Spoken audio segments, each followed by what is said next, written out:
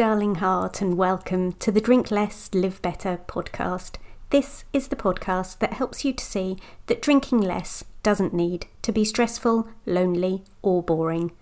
I'm your host, Sarah Williamson, and I decided to have a year alcohol-free as a little life experiment and haven't looked back. With my experience and training, I now help other people with their alcohol-free or drink less adventures. You can find out more and sign up to my 5-day Drink Less Challenge at drinklesslivebetter.com. I'm here to tell you that you can relax, connect, and have fun without alcohol in your life. Join me here each week to find out how. Things that you will never hear me say. If I can do it, anyone can.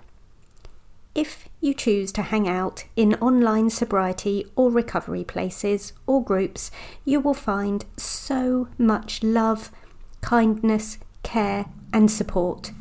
You'll often find a few people who are in a huge state of pain or grief, and they might not be quite so kind, but that's a subject for a different day.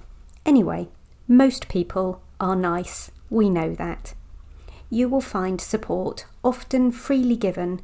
People will share their stories so others can learn from them, and also tell of the horror where things didn't go according to plan. However, there are a number of stock phrases people use that make me want to cry, and this is one of them. I do realise I'm about to sound judgy, and I dislike myself for what I'm about to say, but I'm just going to put it out there anyway. With reference to people stopping drinking, someone might post the phrase, "If I can do it, anyone can." And I realise that that is supposed to give hope. But hang on a hot second. For a start, chances are you know not very much about your audience when posting in a Facebook group, which may have between 10 people and maybe 10,000 people in it, or indeed when posting on Instagram, who would have you believe 1 billion people are your potential audience. So we'll take the first part of the phrase, "If I can do it." So you did it, did you? You stopped drinking. You avoided an addictive substance. I am delighted for you, and if you want me to cheerlead for you, just say the word. I'm all about celebrating success, and I really am pleased that you're pleased for yourself. It is brilliant.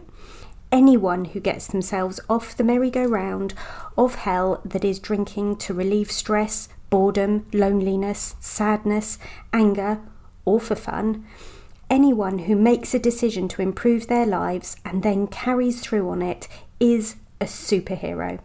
But unless I've worked with you one-to-one, I'm likely to know very little about your story that took you from drinking to this success.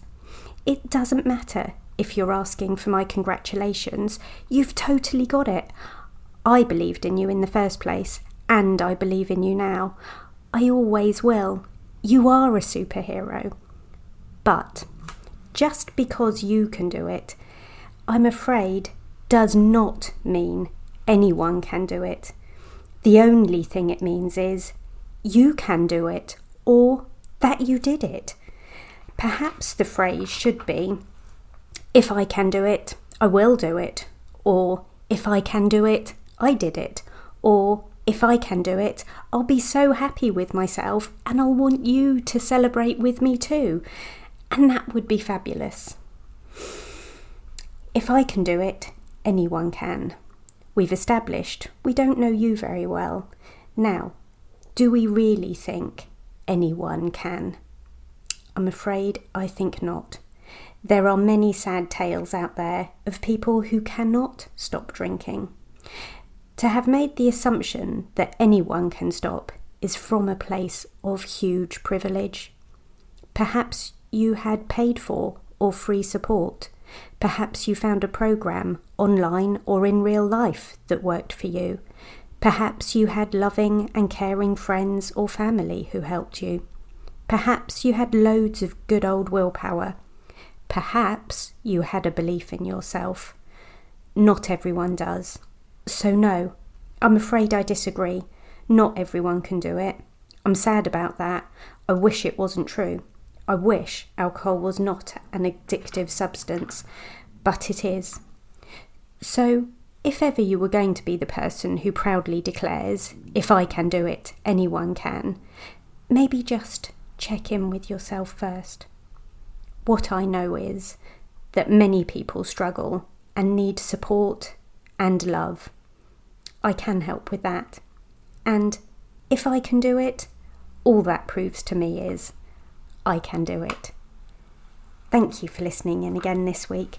Check out the show notes on this podcast episode or any other.